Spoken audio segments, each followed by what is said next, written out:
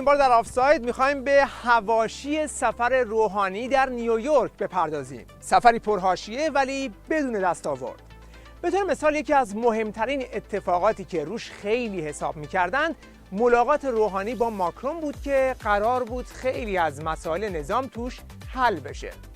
ابتدا هم فیلمی منتشر شد که نشون میداد روحانی در مقابل ماکرون نیشش تا بناگوش باز شده و معلوم بود که خیلی به این ملاقات دل بسته بود. اما عکسی که از صحنه ملاقات منتشر شد خیلی سریع حاشیه‌ساز شد، چون در یک طرف هیئت فرانسوی نشون میداد که انبوهی مطلب و پرونده جلوش هست و اون طرف میز هم هیئت شیخ فری و بعد هم ظریف با نیش بازش نشسته که فقط دستا رو دور شکمش قلاب کرده. بعد که کلی ملت توی فضای مجازی بهشون خندیدن که آخه بدون هیچ طرح و برنامه‌ای رفتی توی مذاکره چیکار کنی، تیوی ریش برای مالکشی قضیه به تکاپو افتاد و اومد قضیه رو با یک جواب از طرف دفتر روحانی اینجوری رفع و رجوع کنه.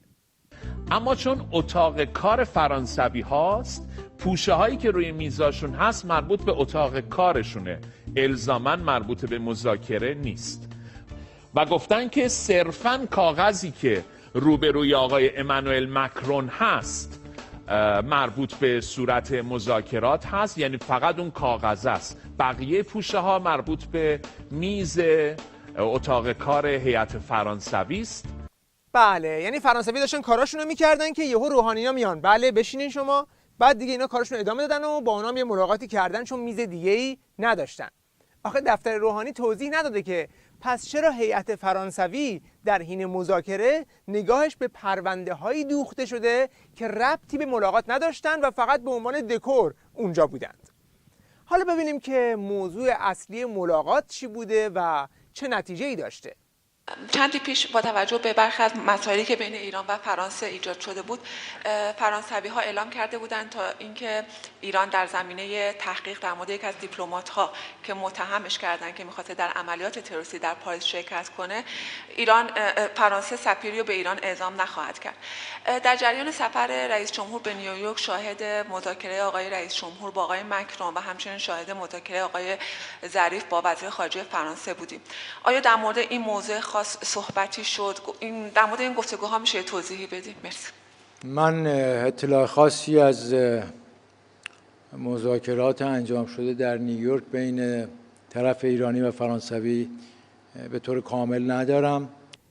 این سخنگوی مشنگ میگه اطلاعی ندارم، ولی الان با دستگیری مزدوران حکومت آخوندی توسط دولت فرانسه و بیانیه 3 وزیر فرانسوی مبنی بر برخورد قاطع با تهدیدات تروریستی رژیم ایران در خاک کشورشون، دیگه همه دنیا اطلاع دارن که نتیجه مورد نظر روحانی از اون جلسه بیرون نیومده.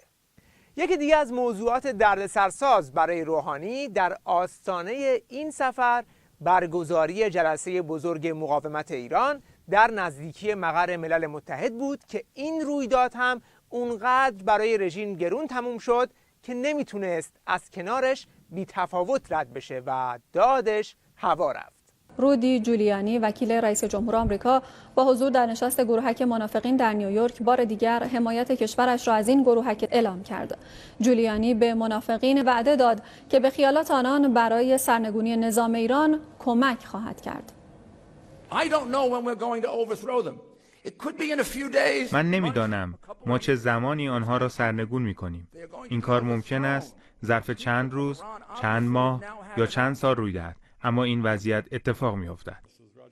جیمز جونز دیگر ژنرال آمریکایی هم که نخستین مشاور امنیت ملی ترامپ رئیس جمهور آمریکا بود در این نشست، مریم رجوی سرکرده منافقین را منبع الهام خود خواند.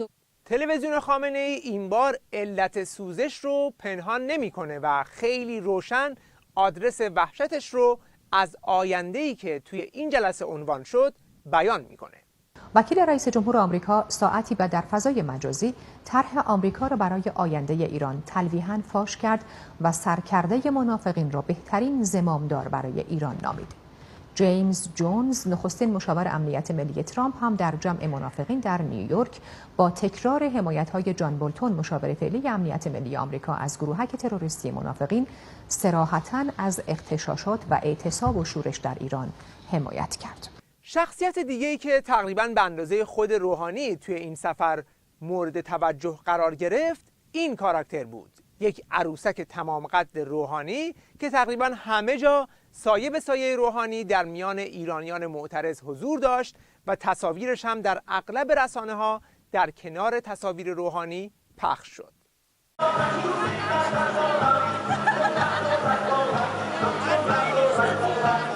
حضور ایرانیان معترض که از قبل از ورود روحانی تا روز آخر سفرش اون رو ول نکردند، هم جلسه گذاشتن، هم جلوی هتلش بودن، هم جلوی سازمان ملل و خلاصه دکون دستگاه روحانی رو اساسی به هم ریخته بودند، حال آخوندا رو بدجوری گرفته بود. به خاطر همین کلی گشتن که چی بگن تا آخرش این سوتی رو به بار آوردن. این گروهک تروریستی که با دادن دستمزد برای تجمعات خود نفر جمع می‌کند، این بار شماری از کودکان را نیز به نیویورک آورده بود که با لباس‌های یک شکل شبیه بچه مدرسه‌ای‌ها ضد جمهوری اسلامی شعار می‌دادند. وقتی جوونا نباشن میگن اینا همشون مسن هستند. وقتی جوونا بیان میگن اینا رو از سر مدرسه آوردن. وقتی خارجی‌ها بیان میگن اینا بهشون پول دادن. وقتی نیان میگن اینا سکتن و هیچ کس به اینا نزدیک نمیشه. ولی نمیگه که بالاخره کی باید بیاد توی تظاهرات تا تو قبول کنی که ایرانی ها مخالف روحانی هستند. بابا ملت ایران شما آخوندا رو نمیخوان. میگی نه؟ بریم یکم نزدیک ببینیم که اینایی که میان تظاهرات نظرشون درباره روحانی چیه. از همون بچه مدرسه‌ای شروع میکنیم. اسم من ایوانه، از لس آنجلس کالیفرنیا آمدم. پیامت به روحانی چیه؟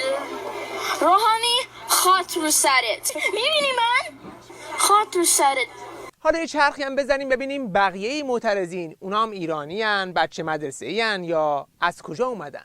من از کلرادو اومدم و اومدم صدای مردم ایران به گوش جهانیان برسونم. من از فینیکس آریزونا اومدم. من از شهر فیلادلفیا اومدم. من از ال ای اومدم. من از اورنج کانتی کالیفرنیا اومدیم اعتراض کنیم به حضور آخوند روحانی.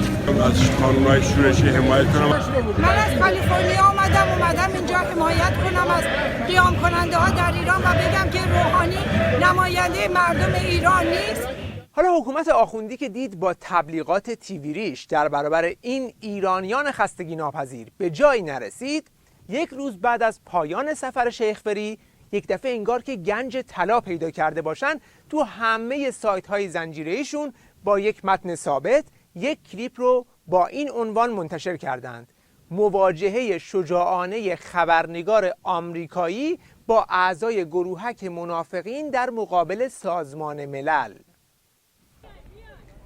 فیلمی که این خبرنگار با گوشی خودش گرفته تعدادی از اعضای مقاومت رو در حال جابجایی در خیابون نشون میده.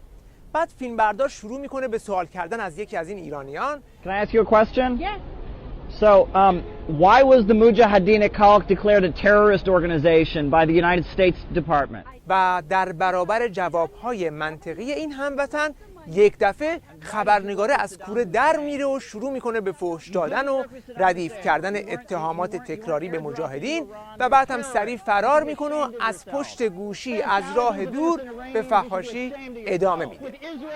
حالا اینکه شجاعت این حرکت کجا بود معلوم نیست، چون اینجا اصلا آمریکاست، کسی هم بهش کاری نداره. ایران نیست که مثلا بگی مرگ بر خامنه‌ای بیان بگیرنت که.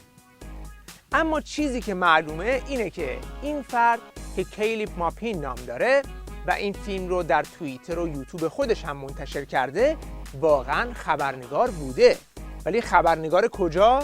پرس تیوی، یعنی رسانه انگلیسی زبان حکومت آخوندی. Caleb Maupin, Press TV, New York.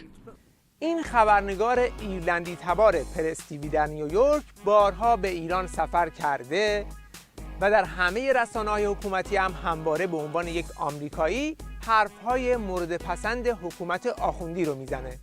مثلا اینجا گفته که میخواد شعار مرگ بر آمریکا سر بده. ایشون همچنین کشته مرده ولی فقیه نظام هم هست و اینجا در یک مصاحبه دیگه کلی تعریف و تمجید کرده از نامه رهبر نظام به جوانان غربی. معلومه که حسابی سیبیلشو چرب کردن. بعد هم گفته که این نامه پدرانه است و حس مثبت میدهد. و در جلسات متعدد خبرگزاری سپاه پاسداران موسوم به فارس هم شرکت داشته، ازشون جایزه و لوح تقدیر و چیزای دیگه هم گرفته. کتابش رو براش ترجمه کردن، بعد این مقاله نوشته، یک مقاله سفارشی در مدح و ستایش قدرت حکومت آخوندی. یا اینجا توی یک مصاحبه تیویری شرکت کرده و به تبلیغ حکومت آخوندی پرداخته.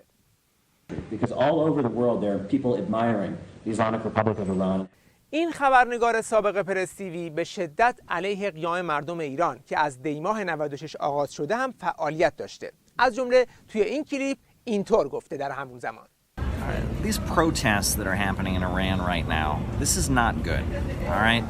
Okay, the overthrow of the Iranian government is not in anyone's interest. It'll lead to absolute chaos throughout that region. And since the 1979 revolution, a lot of progress has been made. A lot of highways have been built. A lot of power plants have been constructed. People have been raised out of poverty. The life expectancy of people in Iran has greatly improved. They've got electricity, they've got running water. All of that would be torn down. بنابراین چیزی که به نظر میرسه اینه که این مزدبگیر حکومت آخوندی خیلی هنر نکرده که همون دروغ‌هایی که همیشه رو به دوربین پرس تیوی میگفت رو این بار از پشت گوشی گفته. اما ببینید حکومت آخوندی به چه روزی افتاده که یکی یکی این سلول‌های خفتش رو داره علیه مقاومت رو میکنه تا با این چیزها به نیروهای خودش روحیه بده. وقت بخیر و خدا نگهدار.